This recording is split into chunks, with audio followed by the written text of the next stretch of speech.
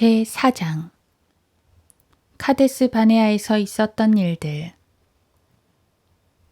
저자는 떨기나무 2에서는 첫 번째 책에서 카데스 바네아를 잘못 지정한 것을 시인하고 다른 곳으로 추정해 옮겼으나 그마저도 잘못된 위치에 옮겨 놓았다.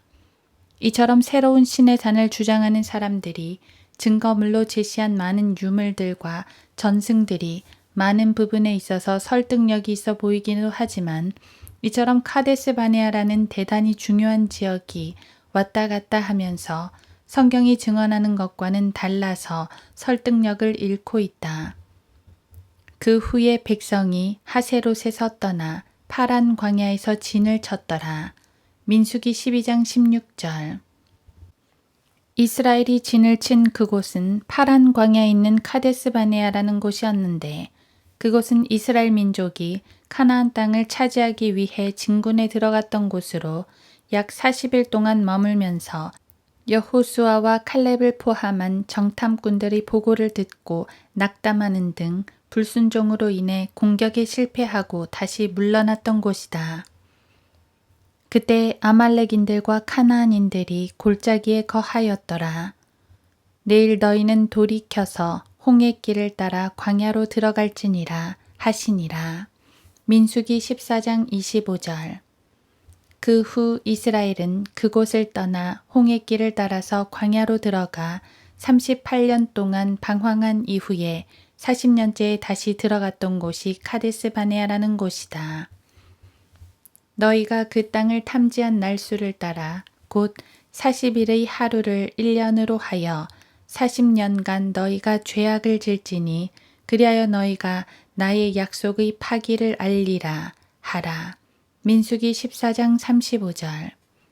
이스라엘 민족은 그곳 카데스 바네아에서 나와 홍해길을 따라 광야로 들어가서 여러 날 동안 세일산을 돌았다고 기록되어 있다.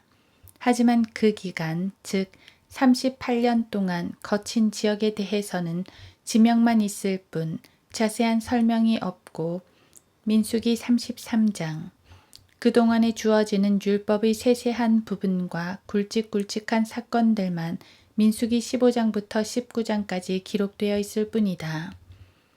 그 후 우리가 돌이켜서 주께서 내게 말씀하신 대로 우리의 여정을 택하여 홍해길을 따라 광야로 들어가서 우리가 여러 날 동안 세일산을 돌았더니 신명기 2장 1절. 그 후에 출애굽 40년째 되던 해에 카데스에 다시 도착해 진을 쳤을 때 그곳에서 모세의 누나 미리암이 죽음을 맞이하게 된다. 그 후 이스라엘 자손 곧 온 회중이 첫째 달에 진 광야에 들어가니라.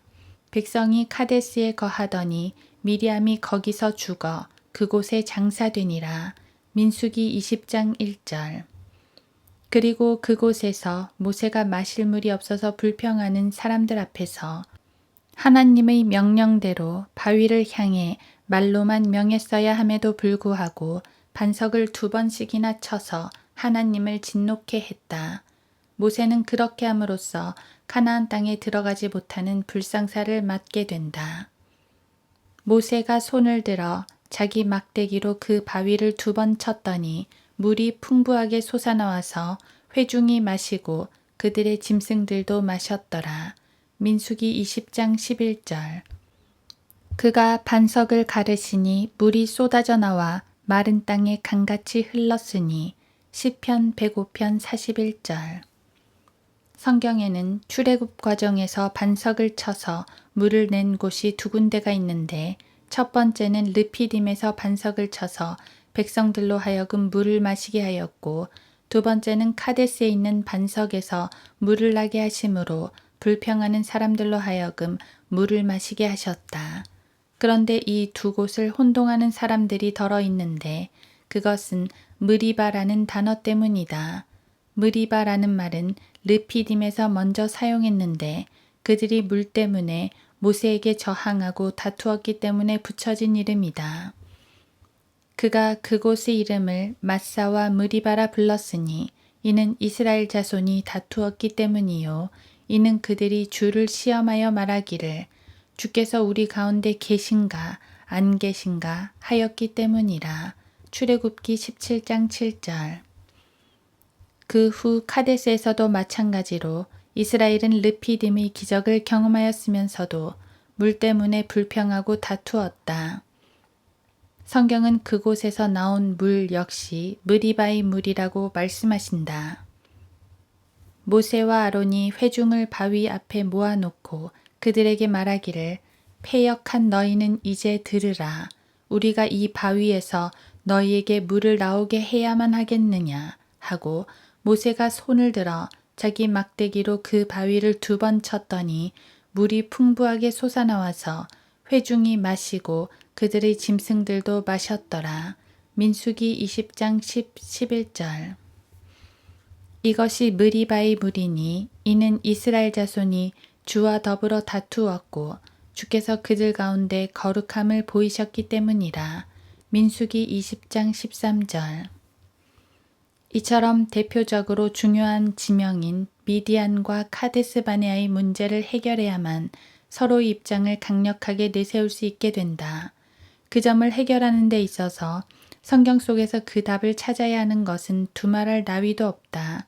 앞서서 지적했듯이 라오즈 산을 진짜 신의 산이라고 주장하는 김승학 씨가 출애굽 여정 경로에서 카데스 바네아의 위치를 잘못 지정한 것은 앞뒤가 맞지 않는 부분이 많기 때문이다.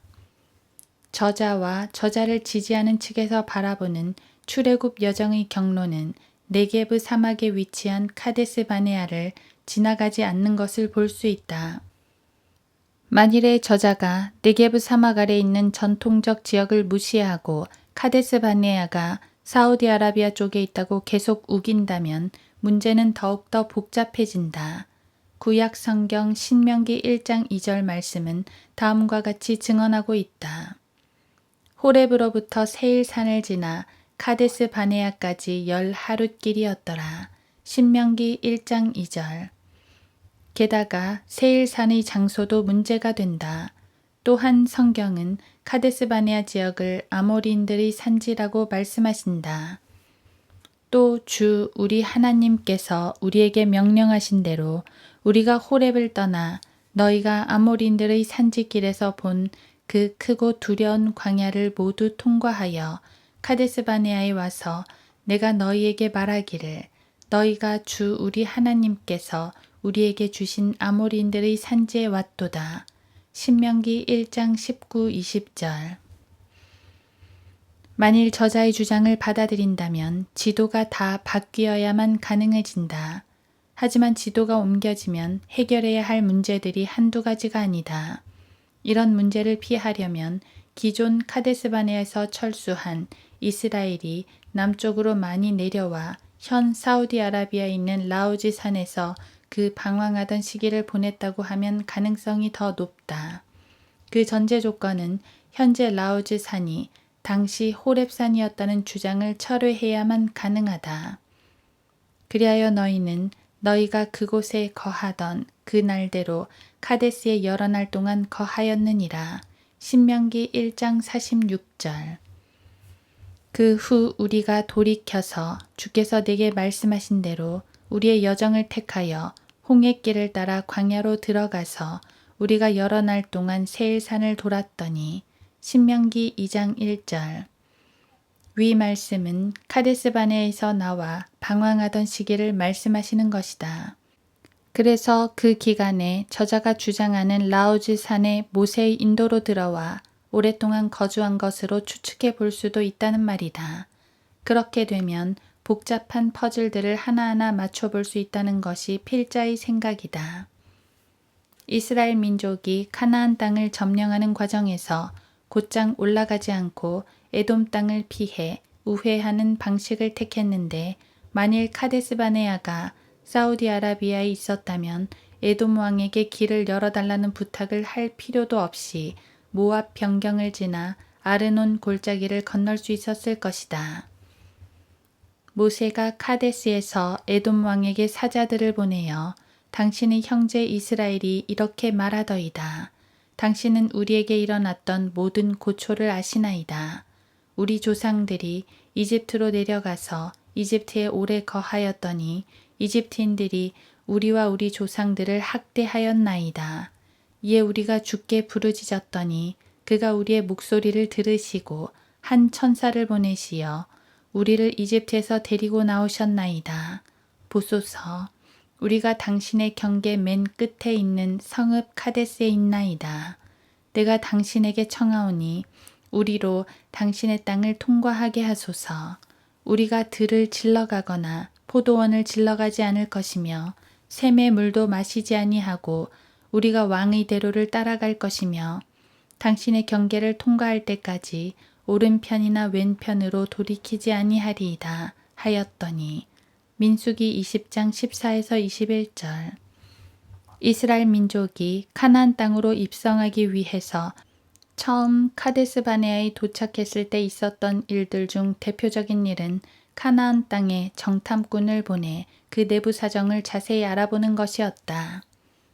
주께서 모세에게 일러 말씀하시기를 너는 사람들을 보내어 그들로 내가 이스라엘 자손에게 주는 가나안 땅을 탐지하게 하되 너희는 그들의 조상들이 각 지파 중에서 고관 한 사람씩 보내라 하시니 모세가 주의 명령에 따라 파란 광야에서 그들을 보냈으니 그들 모두는 이스라엘 자손의 우두머리더라.